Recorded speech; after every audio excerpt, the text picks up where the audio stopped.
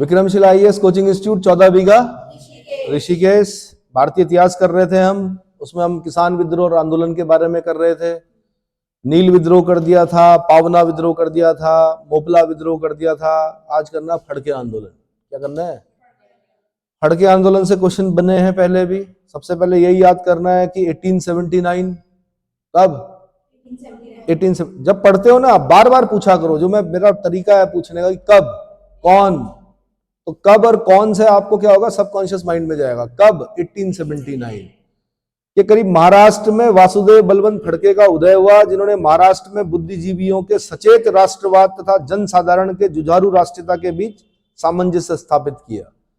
मैंने कहा मैं पूरा इसलिए बोलता हूं कि प्री के पॉइंट ऑफ व्यू से मैं खाली इंपॉर्टेंट पॉइंट बता सकता हूं आपको कि हिंदू राज्य और क्या बोलते हैं रामोसियों का गिरोह, दौलता रामोसी, मोटी मोटी चीजें बता दी। आप भी गए, आपने भी क्या कर दिया, सर्किल किया, गोला भरा और क्या हो गया, फ्री निकल गया। मेंस में क्या करोगे?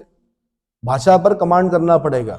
ये मैं जानता हूं कि अभी नहीं हो रहा है, लेकिन धीरे धीरे क्या है कि वो सबकॉन्शियस माइंड में बोला हुआ जा रहा है और कहीं ना कहीं एक दिन आप इस तरह के शब्दों का प्रयोग करोगे। बुद्धिजीवियों, सचेत राष्ट्रवाद, क्या सचेत राष्ट्रवाद, जन साधारण, जुझारू, ये शब्द पकड़ने पड़ेंगे। ये जन भाषा, ये आम भाषा में नहीं सुनते। दो मित्र जब बात कर रहे होते कभी नहीं बोलते हम जन साधारण, बोलते हैं? नहीं बोलते। कभी हम बोलते हैं सचेत राष्ट्रवाद, सुना ही नहीं हो। राष्ट्रवाद सुना होगा, सचेत राष्ट्रवाद नहीं सुना होगा। ठीक है, हमने होशियार बोला होगा, बुद्धिजीवी नहीं बोला होगा। आपने अब इन शब्दों को पकड़कर मुख्य परीक्षा में क्या करना है, इनका प्रयोग करना है। क्या करना है ना? इन सुंदर सुंदर फूलों की माला बनाकर चढ़ा देनी है। कहां पर? ठीक है, डिपेंड करता है। मैंने फूल दिए आपको, एक ने तो गेंदे टेढ़े मेढ़े लगाकर क्या कर दिया, माला बना के दे दी। एक ने बड़ी अच्छी माला बनाई, बीच में गुलाब चमेली ये वो करके, और वो बिकी कितने में? 1001 रुपए, 2100 रुपए बरमाला जिसे बोलते हैं। फूल तो वही थे, और एक ने क्या किया, बट टेढ़े मेढ़े, पता ही नहीं कि कहाँ से उसको गूंथना है माला को। वो बिका कितने का? 10 रुपए का। 10 रुपए का। किसी ने पत्ते तक गूंथ के बेच दिया दिवाली में, बड़े सुंदर तरीके से पत्ते, क्या बोलते हैं, अशोक के वृक्ष के पत्ते, वो भी बिके। वैसे वो पड़े रहते हैं, झाड़ू मार के लोग उसको क्या करते हैं। तो आपका काम यह है कि इन शब्दों का प्रयोग कैसे करना है मुख्य परीक्षा में, उसके लिए पहले सुनना जरूरी है। क्या है? ठीक। 1879 महाराष्ट्र, वासुदेव बलवंत फड़के। ठीक है, महाराष्ट्र में बुद्धिजीवियों के सचेत राष्ट्रवाद तथा जनसाधारण के जुझारू राष्ट्रीयता के बीच सामंजस्य स्थापित किया। फड़के को आंदोलन के लिए प्रेरित करने वाले कारण थे, नंबर 1 महादेव गोविंद रनाडे, जस्टिस महादेव गोविंद रनाडे का धन के बहिर्गमन पर दिया गया व्याख्यान तथा 1876-77 में पश्चिमी भारत में पड़ने वाला भयंकर अकाल। पश्चिम भारत में पड़ने वाला भयंकर। पहले मैं बता दूं, धन का बहिर्गमन जो है वो दादा भाई नौरोजी का है। सबसे पहले जो बताया कि wealth drain theory, wealth drain मतलब धन का बहिर्गमन। ये पता है भारत सोने की चिड़िया था। अच्छा, उस समय के लोग भी सुनते थे, अपनी परदादी दादी से सुनते थे कि भाई भारत सोने की चिड़िया था। तो पूछते थे दादी हम गरीब क्यों हैं, फिर यहाँ तो खाने के लाले पड़ रखे, कपड़ा पहनने के लिए नहीं है, ऐसा क्यों हो रखे हम गरीब? तो वो उसका उत्तर दादी के पास भी नहीं थे, ना दादाजी के पास था, ना परदादी के। उस समय परदादी भी जिंदा रहती थी, लंबा जीते थे लोग ना, परदादी के पास भी नहीं था। और वो बोलते थे क्योंकि वो किंवदंतियों में चला आ रहा था कि भारत सोने की चिड़िया था। और अंग्रेज जो थे वो पार्टी के दिल्ली दरबार होता था वहां बड़ा, वो कहते थे ये रेस जो है ये तो उनका दिल्ली दरबार हो रहा है, यहाँ अकाल पड़ा हुआ, भूख से मर रहे हैं हम लोग, सोने की चिड़िया कहाँ गई?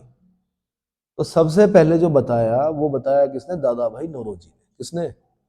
Grand old man of India बोलते हैं। उन्होंने धन के बहिर्गमन का सिद्धांत दिया। उन्होंने बताया कि ये देश गरीब कैसे हुआ, पूरा कंसेप्ट बताया उन्होंने कि इन ब्रिटिशर्स ने इतनी लूट मचाई और इतने प्यार से मचाई कि ना तो हमें पता चला कि हम गरीब कैसे हो रहे हैं, है ना।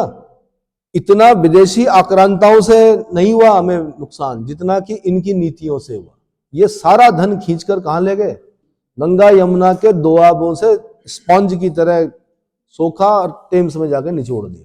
वो समृद्ध हो गए, वहां औद्योगिक क्रांति हो गई, वहां मतलब इतना धन इकट्ठा हो गया कि पूछो मत।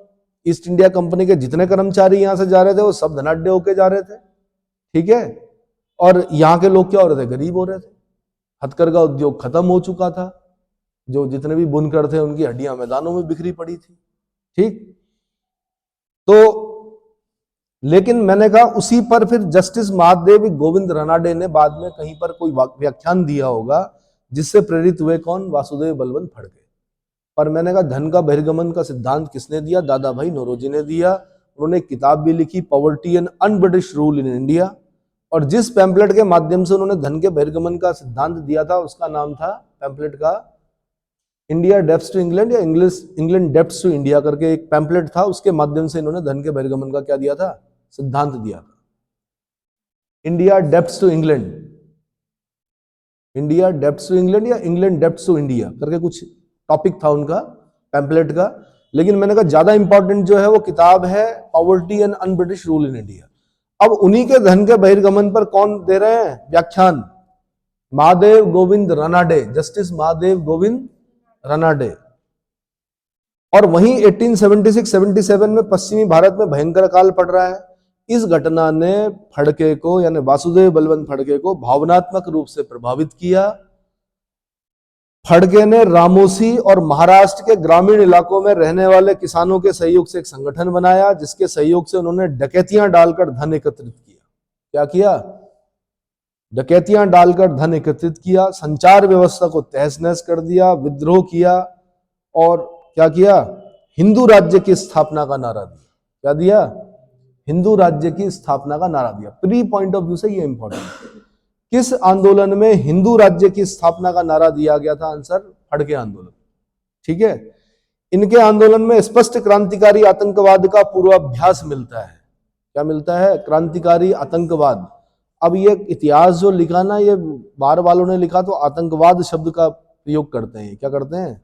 आतंकवाद शब्द का प्रयोग करते हैं, जबकि आतंकवाद शब्द का प्रयोग नहीं होना चाहिए। पर फिर भी हमें वामपंथियों के हिसाब से चलना पड़ता है। यूपीएससी में सारे वही हैं कॉपी चेक करने वाले। तो क्रांतिकारी आतंकवाद का पूर्वाभ्यास मिलता है। 1880 ईस्वी में फड़के को गिरफ्तार करके जेल में डाल दिया गया। 3 वर्ष में उनकी मृत्यु हो गई। फड़के की मृत्यु के बाद रामोसियों का गिरोह 1887 ईस्वी तक दौलता रामोसी के नेतृत्व में क्या करा? सक्रिय रहा। इतना समझ में आ गया? तो दौलता रामोसी भी वासुदेव बलवंत फड़के के बाद उनके काम को किसने आगे बढ़ाया? आंसर दौलता रामोसी ने।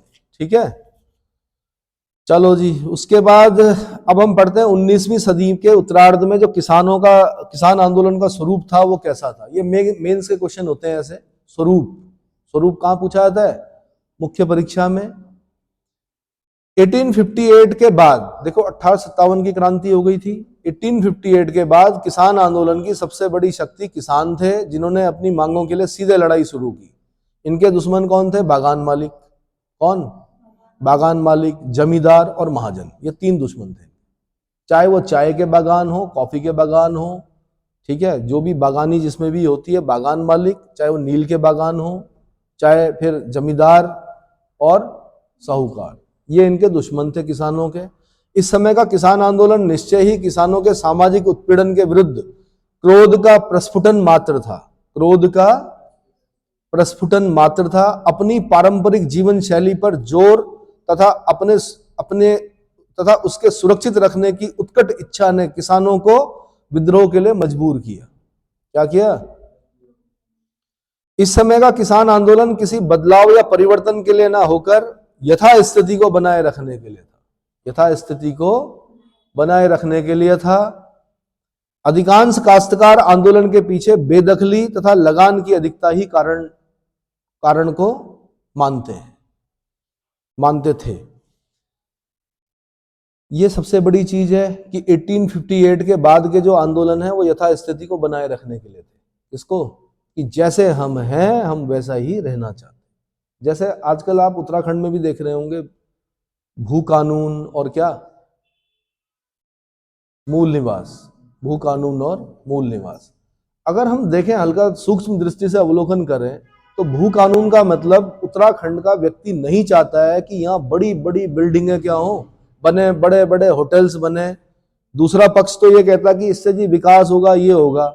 लेकिन पर्यावरणीय जो क्षति की कीमत पर यहाँ का व्यक्ति क्या नहीं चाहता है? बहुत ज्यादा कंस्ट्रक्शन नहीं चाहता है। कंस्ट्रक्शन देख लिया उन्होंने जोशीमठ में। क्या देख लिया? जोशीमठ में देख लिया कि अत्यधिक कंस्ट्रक्शन के कारण जो भूधसाव हो रहा है उसकी वजह से वो समझ गया कि भाई यहाँ पर ज्यादा कंस्ट्रक्शन ठीक नहीं है, जो पारंपरिक तरीके हमारा जो जिस तरह से हम रहते हैं वो ज्यादा बेटर है। क्या है?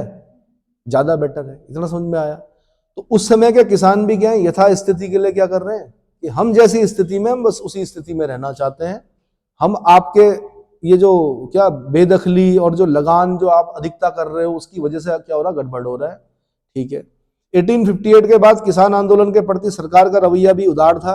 1858 से पूर्व हुए किसान आंदोलन तथा आदिवासी विद्रोह को सरकार ने प्रत्यक्ष चुनौती देकर कुचल दिया था, लेकिन 1858 के बाद सरकार ने किसानों के प्रति समझौतावादी दृष्टिकोण अपनाकर उनके आंदोलन की सफलता में आंशिक सहयोग दिया।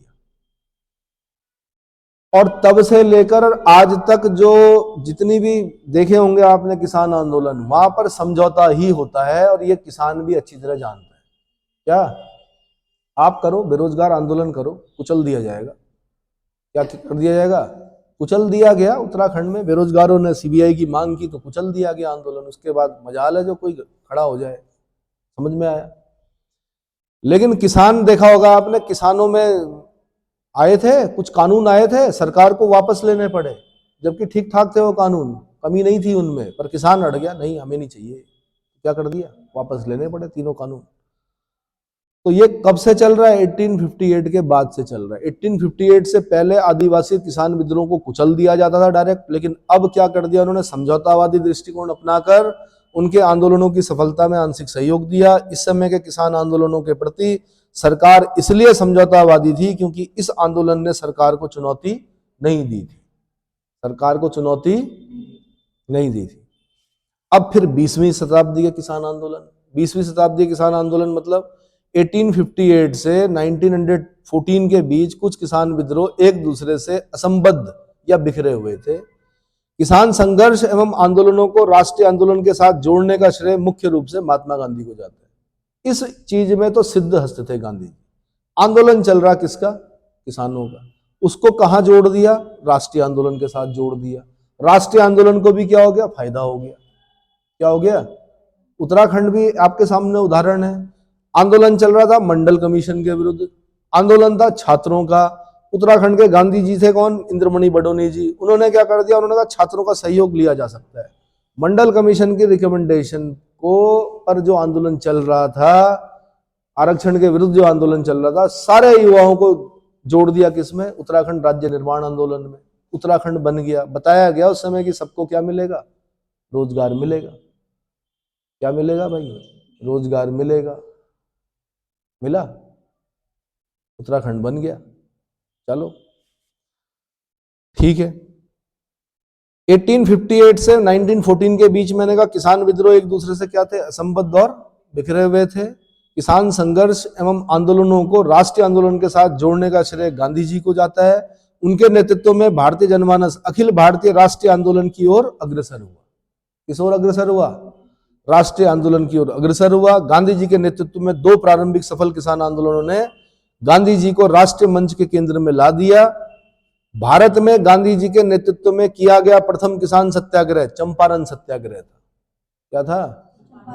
चंपारण सत्याग्रह था। और मैं बता दूं कि एक मैं उदाहरण दे रहा हूं आपको, मैच कर सकते हो तो इससे मैच करना।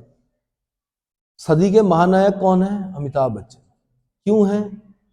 क्या उन्होंने बहुत हायर क्लास के लिए मूवीज बनाई? नहीं, उन्होंने बहुत लोअर क्लास के लिए, कुली के लिए बनाई। उन्होंने कुली क्या बनाई? वो हर किरदार निभाया उन्होंने जो एक आम आदमी या निम्न वर्ग का आदमी क्या करता था, देखने जाता था। उनके हीरो बने वो पहले। किनके?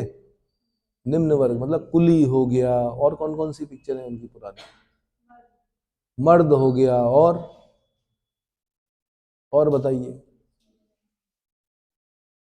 बताइए भाई। मतलब आम जनमानस से संबंधित बनाई। शराबी हो गया, अरे भाई शोले हो गया,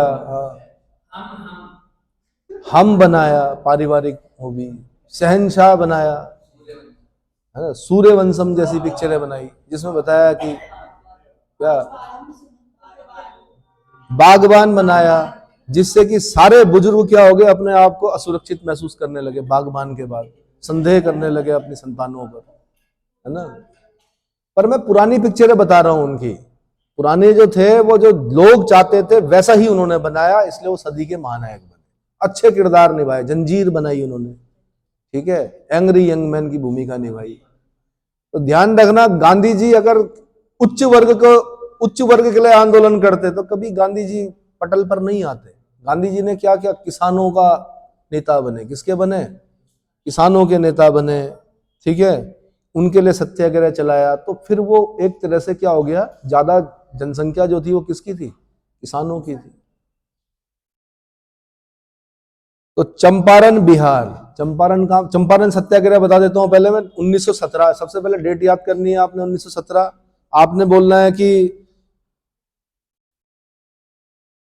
किसान सत्याग्रह जो पहला है गांधी का वो कौन सा है, चंपारण सत्याग्रह है। कहा बिहार के किसानों से अंग्रेज बागान मालिकों ने एक करार कर रखा था। क्या कर रखा था, करार कर रखा था, जिसके अंतर्गत किसानों को अपनी कृषिजन्य क्षेत्र के 3/20 भाग पर नील की खेती करना अनिवार्य होता था।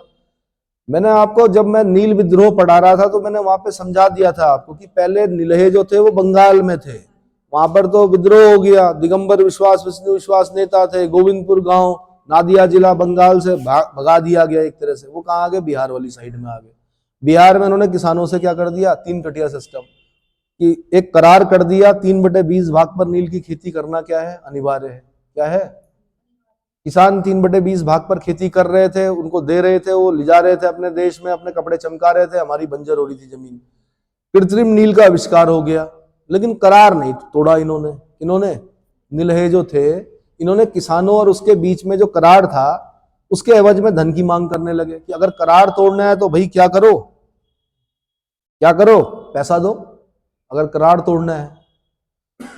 तो मैंने कहा 3/20 भाग पर नील की खेती करनी होती थी। इस पद्धति को 3 कटिया पद्धति के नाम से जाना जाता था। 19वीं सदी के अंतिम दिनों में रासायनिक रंगों की खोज हो गई, यानी कृत्रिम नील का आविष्कार हो गया, और उसके प्रचलन से नील के बाजार में गिरावट आने लगी, जिससे नील बागान मालिक चंपारण क्षेत्र में अपने नील कारखानों को बंद करने लगे। नील कारखाने, इंडिगो, नील को क्या बोलते हैं, इंडिगो कारखाने बंद करने लगे। करार या समझौता जो किसानों से किया गया था से मुक्त करने के लिए अंग्रेज बागान मालिकों ने भारी लगान की मांग की। उन्होंने कहा 3/20 भाग पर तो करार हो रखा है, अगर ये छोड़ना चाहते हो किसानों तो आपको पैसा देना पड़ेगा। क्या करना पड़ेगा, पैसा देना पड़ेगा। किसान के पास सब कुछ होता है, अनाज होता है, पैसा कहाँ होता है, होता है क्या, नहीं होता, होता है भाई, बड़े किसानों के पास होता है, गरीब किसान, छोटे किसान के पास नहीं होता है। तो भारी लगान की मांग की, परिणाम स्वरूप विद्रोह शुरू हो गया। क्या हो गया, 1917 में चंपारण के राजकुमार शुक्ल, इनका नाम याद रखना आपने, उत्तर प्रदेश पीसीएस में पूछा गया था, किसने बुलाया गांधी जी को, राजकुमार शुक्ल जी ने बुलाया। चंपारण किसान आंदोलन का नेतृत्व गांधी को सौंपने के लिए लखनऊ में गोमती नदी के किनारे उनसे मुलाकात की। कहां पे की, गांधी जी समझ गए। देखिए, एक अपॉर्चुनिटी आती है सबके जीवन में, उसको पहचानना पड़ता है। अपॉर्चुनिटी नॉक्स वंस बोला जाता है, बट कभी कभी if somebody is knocking your door it doesn't mean it's opportunity, it may be wolf. कभी कभी जो भेड़िया होता है वो भी बिल्कुल ऐसे ही खटखटाता है, जैसे क्या, आपने यही समझना है कि अपॉर्चुनिटी कौन है और भेड़िया कौन है। If somebody is knocking your door, it doesn't mean it's opportunity, it may be wolf। और वो क्या है, वो आपको बड़ी बड़ी डिग्रियों के झांसे में फंसाने वाले, बड़ी बड़ी फीस लेने वाले क्या संस्थान हो सकते हैं, जहां पे आप अपना सब कुछ, समय तो पैसा तो गंवाते ही हो, लेकिन पैसे से महत्वपूर्ण चीज होती है समय, समय भी गंवा देते हो। डिग्री लेके बैठ जाते हो, अब ना तो आप चाय की दुकान लगा सकते, ना आप छोटा काम कर सकते। अब क्योंकि आप डिग्री होल्डर हो, आप तो टाई कोट पैंट पहनकर क्या किया, आपने डिग्री ली है, माता पिता का लाखों रुपए का क्या किया आपने, उसमें निवेश किया है, उस हिसाब से आपको तनख्वाह मिल नहीं रही है। 20-25 हजार में अब काम कौन करे, कहाँ, महानगरों में, क्योंकि लगाया तो आपने कितना था, 30 लाख रुपए लगाया, 25 लाख रुपए लगाया, डिग्री खरीद ली, अब क्या होगा, करोगे क्या 20 हजार की नौकरी। और समय भी निकल गया, समय ऐसे निकल गया कि उम्र भी निकल गई, विवाह का भी समय हो गया, रिश्ते भी आने लगे, तब क्या होगा, समझ में आ रहा है। If somebody is knocking your doors it doesn't mean it's opportunity, it may be wolf। ठीक है, राजकुमार शुक्ल ने चंपारण किसान आंदोलन का नेतृत्व गांधी जी को सौंपने के लिए लखनऊ में उनसे मुलाकात की। गोमती नदी के किनारे गांधी जी चंपारण पहुंचे और वहां के प्रशासन ने उन्हें जिला छोड़ने का आदेश दिया, लेकिन गांधी जी ने सत्याग्रह की धमकी दे डाली, जिससे डरकर आदेश वापस ले लिया गया। ठीक है, मैं आपको यह भी बता दूं कि महात्मा गांधी 9 जनवरी 1915 को इस देश में आए थे। वैसे वो इसी देश के थे, बैरिस्टर थे। वो क्या थे? दादा अब्दुल्ला एंड कंपनी की तरफ से केस लड़ने गए थे साउथ अफ्रीका। कहा? साउथ अफ्रीका, नटाल रीजन था यहाँ पर। वहां गए थे, 1 साल के लिए गए थे। उन्हें लगा था 1 साल में, लेकिन वहीं के होके रह गए। बच्चे वगैरह, पत्नी वगैरह सब वहां। तो बहुत काम किए उन्होंने वहां, ऐसा नहीं कि भारत में आके काम किए। तो बताया जाता, सुमित सरकार बताते हैं कि जब गांधी जी इस देश में आ रहे थे 9 जनवरी 1915 को, तो अफवाहों का बाजार पहले से गर्म था कि एक बाबा है जो अंग्रेजों से जो बोलते हैं वो कर देते हैं। अंग्रेज क्या करते हैं, समझ में आया? क्योंकि उन्होंने वहां पर सत्याग्रह किया था। साउथ अफ्रीका में भी सत्याग्रह किया था। जुलू युद्ध पदक मिला था उन्हें, बोअर युद्ध पदक मिला था, टॉल्स्टॉय बाड़ी उन्होंने निर्माण की थी वहां पर। वहां पर जो हिंदुओं के विवाह थे उनको अवैध घोषित कर दिया गया था। कस्तूरबा से भी कहा उन्होंने कि आज के बाद हमारा विवाह जो है अवैध है। उस पर काम किया उन्होंने, उसको वैध कराया उन्होंने कहा भाई रजिस्टर्ड मैरिज ही नहीं मानी जाएगी। हम जो 7 फेरे लेते हैं वो भी मैरिज होती है। क्या होती है भाई? भारतीयों की तो ऐसी ही होती है ना कि साइन करते हैं हम लोग, या हम कबूले कबूले बोलते हैं। हम 7 फेरों के 7 जन्म, प्यारी दुल्हनिया भूल ना जान, है ना। 7 जन्म का वो होता है हम लोगों का। कितने? हमारा कोई कॉन्ट्रैक्ट नहीं होता है। क्या होता है? तो क्या होता है भाई? वचन होते हैं हमारे, है ना। इसीलिए हर फेरे पे क्या होता है? एक वचन होता है। अग्नि जैसी पवित्र चीज की कसम खाई जाती है। ये अलग बात है कि लोग निभा नहीं रहे। अब छोटी छोटी बातों पर क्या डाइवोर्स, है ना। चलो, तो कहां तक पहुंचे हम? तो मैंने कहा, सुमित सरकार लिखते हैं कि यहां पहले ही अफवाह थी। 9 जनवरी 1915 को प्रवासी, द ग्रेट प्रवासी महात्मा गांधी भारत आए। लोगों में पहले से ही चर्चा थी कि भाई बाबा क्या है, एक बाबा है वो बोलते हैं। तो ठीक है, गांधी जी पर सबका विश्वास क्या हो गया एकदम से। और उन्होंने अपनी क्षमताएं भी दिखाई। उन्होंने क्या अस्त्र यूज किया? वो अस्त्र यूज किया जो साउथ अफ्रीका में भी यूज कर रहे थे, सत्य के लिए आग्रह। सत्य के लिए आग्रह, सत्याग्रह। भारत में सत्याग्रह प्रयोग का गांधी जी द्वारा किया गया यह प्रथम प्रयास था भारत में। साउथ अफ्रीका में कर चुके थे, भारत में पहला प्रयास चंपारण सत्याग्रह में किया। चंपारण में गांधी जी के साथ कौन थे? राजेंद्र प्रसाद। ये भी अपॉर्चुनिटी होती है कि किसका साथ देना है, किसका नहीं देना है।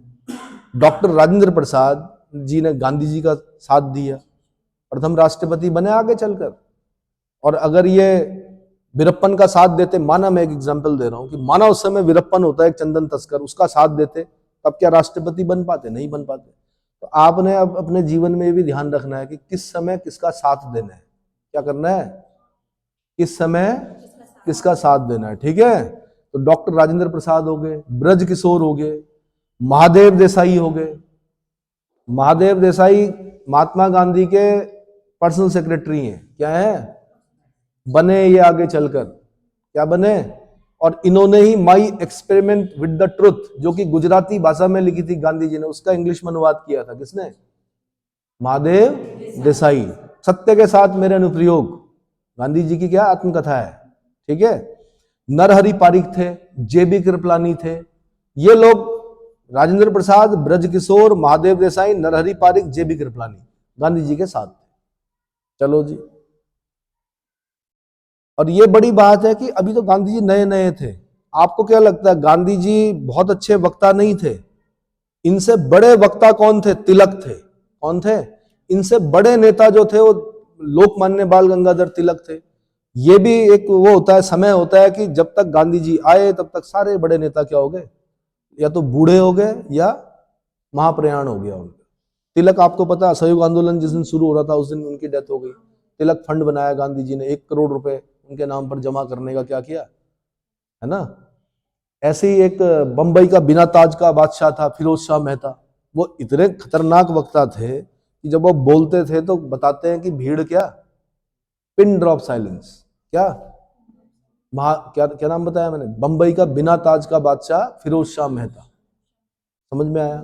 और बहुत बड़े बड़े थे भाई, लाला लाजपत राय थे, बाल गंगाधर तिलक, लाल बाल विपिन चंद्रपाल, है ना, और अति उदारवादी और लोग भी थे, दादा भाई नौरोजी। चलो तो ठीक है भाई। जूडिथ ब्राउन ने अपनी पुस्तक Gandhi's rise to power, who wrote the book Gandhi's rise to power? Answer Judith Brown. में राजेंद्र प्रसाद, एस.एन. सिन्हा और जे.बी. कृपलानी को सब कॉन्ट्रैक्टर्स का है। आईएएस का क्वेश्चन है किसी जमाने में कि जूडिथ ब्राउन की किताब गांधीज राइज टू पावर में सब कॉन्ट्रैक्टर्स किन को कहा गया है? Answer number 1 doctor Rajendra Prasad, दूसरे सत्येंद्र प्रसन्न, एस.एन. सिन्हा, और तीसरे जे.बी. कृपलानी। चंपारण आंदोलन में गांधी जी के नेतृत्व में किसानों की एकजुटता को देखते हुए सरकार ने जुलाई 1917 ईस्वी में मामले की जांच के लिए एक आयोग स्थापित किया, जिसके सदस्यों में गांधी जी भी शामिल थे। आयोग गठित हुआ, गांधी जी भी शामिल थे। आयोग की सलाह पर सरकार ने 3 कठिया पद्धति को समाप्त घोषित करते हुए किसानों को अवैध रूप से वसूले गए धन का 25% भाग वापस कर दिया गया। कितना? अब सुनो, किसानों के आंदोलन का नेतृत्व संभालते हुए 2 संभावनाएं होती हैं, या तो आप बहुत ज्यादा राइज करोगे या फिर आप पिटोगे। क्या होगे? पिटोगे। पिटोगे क्यों? क्योंकि देखो, अशिक्षित है किसान, अब तो पढ़ा लिखा है, पर उस समय का बता रहा हूं। अगर एक के दिमाग में ये आ गया कि हमारे साथ धोखा कर रहा हमारा नेता, तो समझ लो फिर कुटना क्या है, तय है। उस जमाने में भी प्रश्न किया गया कि भाई खाली 25% मिलेगा, क्या मिलेगा? तो वो गांधी जी थे, क्या थे? बैरिस्टर थे। सबसे बड़ी चीज क्या थे? बैरिस्टर थे। यानी किसानों ने उनकी बात को माना। गांधी जी ने कहा कि 100 रुपए में से हमने अंग्रेजों की जेब से 25 रुपए निकाल दिए, समझ लो हमारी जीत। क्या है? नहीं आया समझ में? माना मैंने आपके 100 रुपए देने हैं और आप आंदोलनरत हो और आप रोज लगे हुए आंदोलन कर रहे हो, लास्ट में मैंने 25 रुपए दे दिए आपको, लो 25 रुपए पकड़ो। मानोगे आप? 75 रुपए छोड़ दोगे मेरे पे? नहीं छोड़ोगे ना। पूरे 100 लेके जाओगे, 100 नहीं तो कम से कम 90 लेके जाओगे, 25 में खुश हो गए किसान। खुश नहीं हुए, प्रश्न खड़े हुए कि 25% खाली। गांधी जी ने कहा ये अंग्रेजों से ये बहुत बड़ी जीत है हमारी, और किसानों के दिमाग में ये चीज डाल दी कि ये क्या है? अंग्रेजों की जेब से 25 रुपए निकालना मतलब, 100 में से 25 रुपए निकालना मतलब ये पहली बार हो रहा है ऐसा। ठीक है? तो 1917 के बाद किसान घटी हुई दर पर वसूल की जाने वाली शहरवेशी नामक कर देने से इनकार कर देते थे। चंपारण सत्याग्रह के दौरान गांधी जी के कुशल नेतृत्व से प्रभावित होकर गुरुदेव रविंद्रनाथ टैगोर, कौन? गुरुदेव रविंद्रनाथ टैगोर, वही गोरा लिपिक, the hungry stone, crescent moon, और क्या, रक्तकरबी जैसी किताबों के लेखक, चित्रकार, मूर्तिकार, और पता नहीं क्या क्या, विश्व भारती भी इन्हीं का है। Cosmopolitan, one who regard the whole world as his country, Gurudev Rabindranath Tagore ने उन्हें क्या कहा? महात्मा कहा।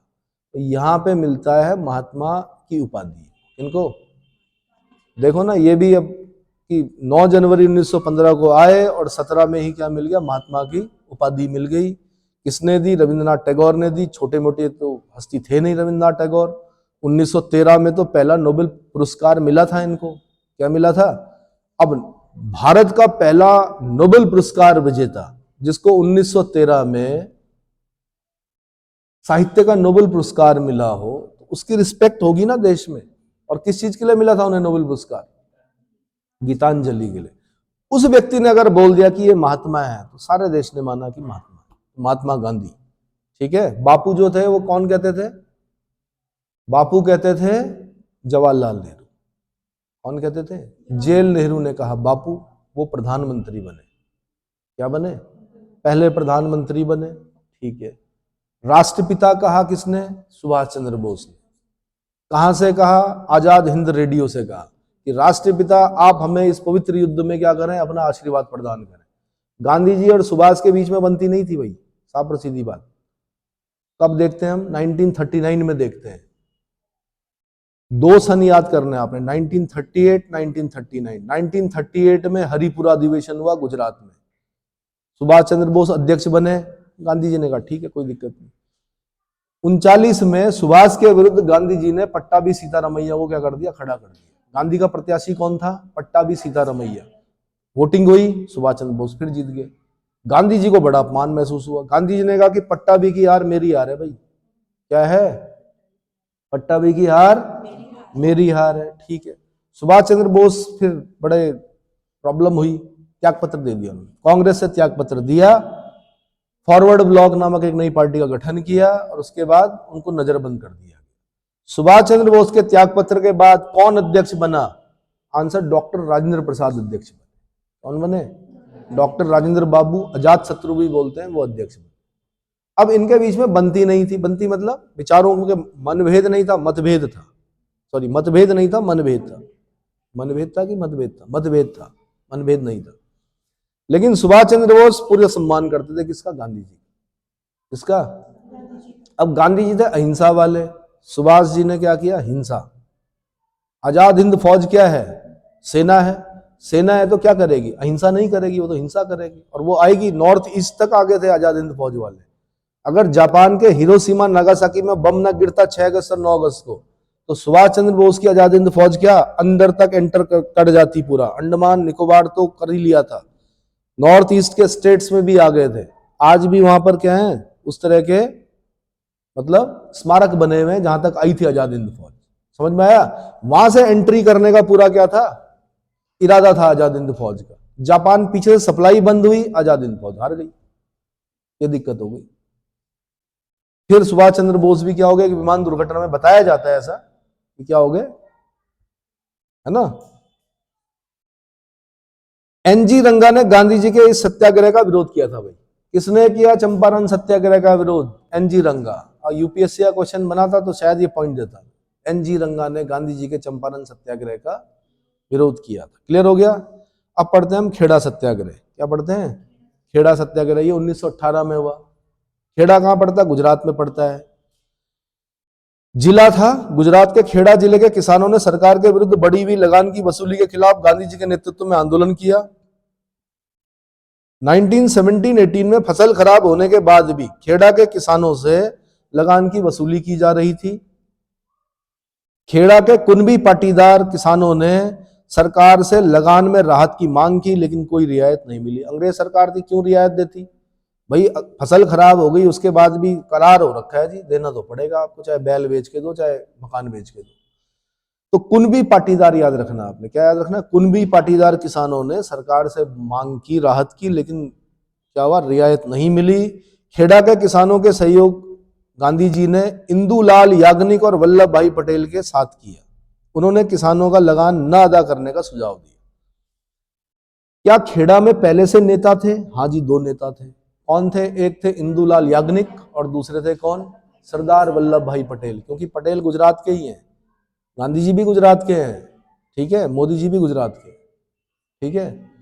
हाँ, गुजरात बड़े अच्छे नेतृत्व देता है। चलो, अब क्या हुआ?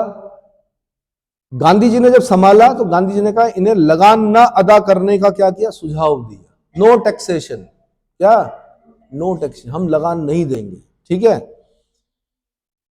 लगान न अदा करने का पहला नारा खेड़ा के कापड़गंज तालुके में स्थानीय नेता मोहनलाल पांड्या ने दिया। किसने दिया? क्या गांधी जी ने दिया ये नारा? नहीं, पहला नारा जो दिया था कापड़गंज तालुके के स्थानीय नेता मोहनलाल पांड्या ने दिया। गांधी जी ने समर्थन किया। उन्होंने कहा पांड्या बिल्कुल सही कह रहे हैं। कौन? मोहनलाल पांड्या। लगान नहीं देना है भाई। क्या नहीं देना? और जब बड़ा व्यक्ति एक बात बोल देता लगान नहीं देना है, तो फिर वो पूरे उसमें क्या हो जाता है? सर्कुलेट हो जाता है, लगान नहीं देना। समझ में आया? जैसे एक समय में कभी एक था दिल्ली चलो, मतलब जब भी मिलते थे नमस्ते नमस्ते नहीं, दिल्ली चलो, तो दूसरा बोलता चलो दिल्ली। क्या? दिल्ली चलो, तो उसका आंसर क्या होता था? चलो दिल्ली। समझ में आया? तो सुभाष चंद्र बोस ने कहा था दिल्ली चलो, तो दूसरा सामने वाला क्या बोलता? चलो दिल्ली। ठीक है। तो ये क्या होते हैं? ये बड़े लोगों के क्या होते हैं? कुछ क्या होते हैं? कुछ शब्द होते हैं जो इतनी चर्चाओं में होते हैं। उस समय मोबाइल नहीं होते थे भाई, वरना हम क्या बोलते हैं मोबाइल पे? क्या हो गया ये वर्ड? क्या हो गया? अरे बहुत बहुत चर्चाओं में जो शब्द आता है, क्या ट्रेंड कर रहा है, उस समय का ट्रेंड आवाज से, मुंह से होता था। ठीक है। जैसे मुझे याद है कि बराक हुसैन ओबामा ने राष्ट्रपति का इलेक्शन एक शब्द पे जीता, मतलब एक लाइन पर जीता, यस वी कैन। क्या? किस पर? ओबामा आते थे आगे, बराक हुसैन ओबामा वहां से माइक से बोलते थे यस वी कैन। पूरी अमेरिका की जनता साथ में क्या बोलती थी? Yes we can. आपने भी बोलना है यस वी कैन। पीसीएस का फॉर्म आ गया उत्तराखंड का, यस वी कैन। आज से ही अपना नाम लिखना शुरू कर दो, जिसको जो पद चाहिए अपने नाम के आगे लगाना शुरू कर दो। क्या? जिसको डीएसपी बनना हो डीएसपी लगाए, जिसको एसडीएम बनना हो एसडीएम लगाए। आज के बाद उसी नाम से क्या करें, और जिनको उनका साहब बनना है, डीएम बनना है, तो वो डीएम लगाए अपने नाम के, जिलाधिकारी। समझ में आया? किसी भी झूठ को तब तक दोहराओ जब तक कि वो सच ना हो जाए। अभी ये झूठ है कि आप एसडीएम हो, पर इस झूठ को तब तक दोहराओ जब तक वो सच ना हो जाए। मतलब इसी को बोलते हैं जब। क्या बोलते हैं?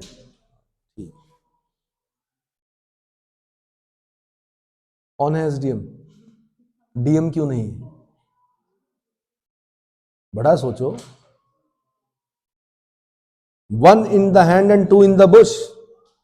एक कहावत है ना, एक चिड़िया हाथ में। अभी जो फॉर्म आ रखा है वो कौन सा है?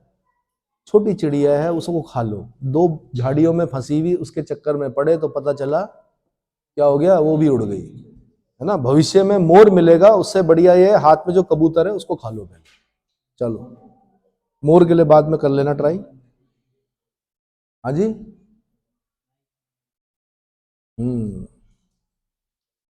कापड़गंज तालुके में मोहनलाल पांड्या याद रहेगा, ठीक है। गांधी जी ने खेड़ा आंदोलन की बागडोर 22 मार्च 1918 को संभाली। 22 मार्च 1918 को याद करना है आपने। गांधी जी ने सत्याग्रह के आगे लाचार सरकार ने इस आशय की का गोपनीय दस्तावेज जारी किया और लगान उसी से वसूला जाए जो देने में समर्थ हो। गांधी जी मतलब गांधी जी का जब ये नेतृत्व मिल गया तो उसके बाद सरकार को बोलना पड़ा कि लगान उसी से वसूला जाए जो देने में क्या हो, समर्थ हो, यानी जबरदस्ती ना की जाए। ऐसा ना हो फिर दोबारा 1857 जैसा बवाल ना हो जाए, कहीं रिवोल्ट ना हो जाए। अंग्रेज डरते थे 1857 के बाद। गांधी जी के नेतृत्व में आंदोलन सफल रहा। खेड़ा में ही गांधी जी ने अपने प्रथम वास्तविक किसान सत्याग्रह की शुरुआत की थी। फिर यहां से क्वेश्चन बनता है, अब सत्याग्रह और प्रथम वास्तविक किसान सत्याग्रह, तो ये दोनों अलग अलग। जब सत्याग्रह बोलेगा तो चंपारण, पर प्रथम वास्तविक किसान सत्याग्रह का प्रारंभ गांधी जी ने कहां पर किया? खेड़ा गुजरात में किया। कहां पर किया? खेड़ा गुजरात में किया। अगला, अवध किसान सभा। काफी है, ठीक है फिर।